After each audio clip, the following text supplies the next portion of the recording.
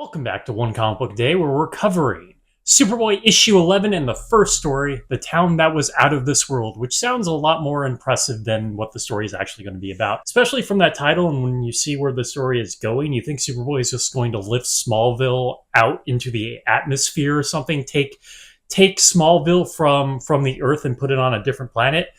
No, but he does kind of quarantine it.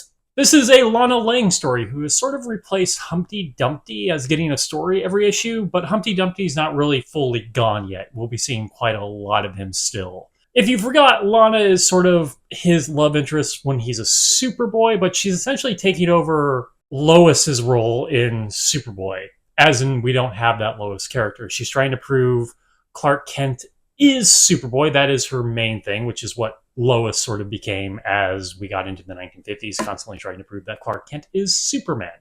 Not that she didn't do this in the 40s, it just wasn't her main goal. It was a story that would happen every so often. And Lana isn't yet in love with Clark or Superboy. That will be rectified in 2 stories. I don't know why I put it rectified, I'm annoyed by the fact that she isn't his love interest yet. But they do make that happen later. It does feel like something that was naturally going to happen, especially with love and romance comics being such a big thing, and it is, a teenage story. Might as well have him have a girlfriend in some way. But Lana is staying with the Kents again because her parents are archaeologists, explorers who go about the world, and they stay with the Kents because that's his neighbor. And he's never particularly all that interested in the cute girl staying with him, which was an annoyance in the last story. There feels like there should be some added conflict with, cute girl staying at my house. But no. She is going to prove that Clark Kent is Superboy, and she has evidence. Unfortunately, she will be gone for nearly the rest of the story. It's sort of like a prologue and epilogue. The epilogue part is a little unfair. She is definitely in the story more than it feels like she is near the end. But she is gone for almost the entirety of the second act of the story. And I think that's kind of its great downfall, is if Lana and the whole idea that she knows that Clark Kent is Superboy is going to be such a big deal for the final act of the story and the climax, then she should have been more involved in the story. As it is, we get a newer story near the end of the first act, essentially.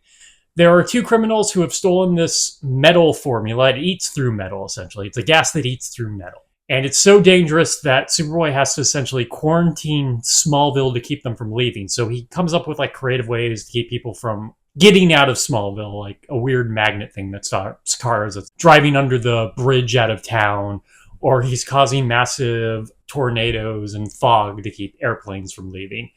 Smallville has an airport. I guess we already had that airport museum, but once again, Smallville seems too big for what the whole idea of a Smallville is. I mean, it has a Greek museum on top of the 15 other museums that still seem to exist there. Though there is a story, and I forget if we've already covered it or we're coming up to it, where it makes a big deal that the first museum of Smallville is going to open, even though we've already had 10 museums in Smallville by that point. I mean, continuity-wise, any of this could be taking place.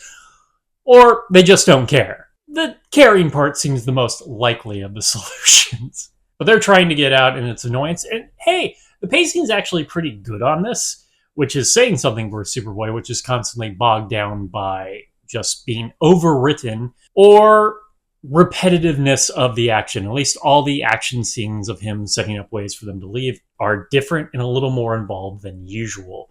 So I actually think this could have been a pretty solid Superboy story if it had fixed the problem with Lana being gone for most of it.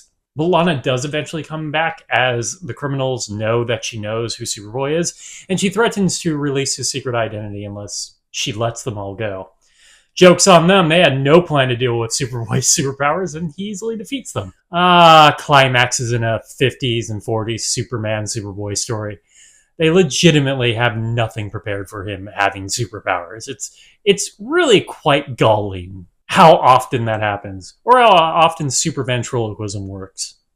Not here, though. But there is actually the added part, the epilogue, because what the main thrust of this whole story was, and I know early on it made it seem like his whole identity being revealed, that wasn't the big deal. Stopping the metal from leaving was actually the big part of the story, and that's already been resolved, but we still have 2 pages left to deal with how Lana knows he's Clark Kent. And it all just comes down to a photo of him holding a piano. And he gets out of it, once again, incredibly easy by just building a prop piano to pick up. I'm really exhausted by how often we have a scene where Superboy or Superman is having an internal monologue. Like, how am I ever going to get out of this? I mean, it worked for a while. It's actually not bad storytelling to, build up the tension before he eventually solves it. But we've done him being absolutely panicked over how he was going to get out of the situation for him only to get out of the situation in less than 5 panels from there, in something we've seen him do hundreds of times, or at least feels like hundreds of times by this point. It just doesn't have the same effect if you're doing it almost every other issue. Okay, that is it from Superboy issue 11, The Town That Was Out of This World. If you enjoyed this video, please like and subscribe, hit the bell icon to get notifications when a new video goes up. I do this Monday through Friday, but Fridays is Bat Friday, where I cover a Batman story, either Detective Comics or Batman. And until next time, let's ponder the question, whatever did happen to the boy of tomorrow. And Lana's really going to need to build up her game if she just easily falls for the crap he pulls. Like, why would the Kents have a prop piano? And why would they be keeping it in the barn? Okay, have a great day.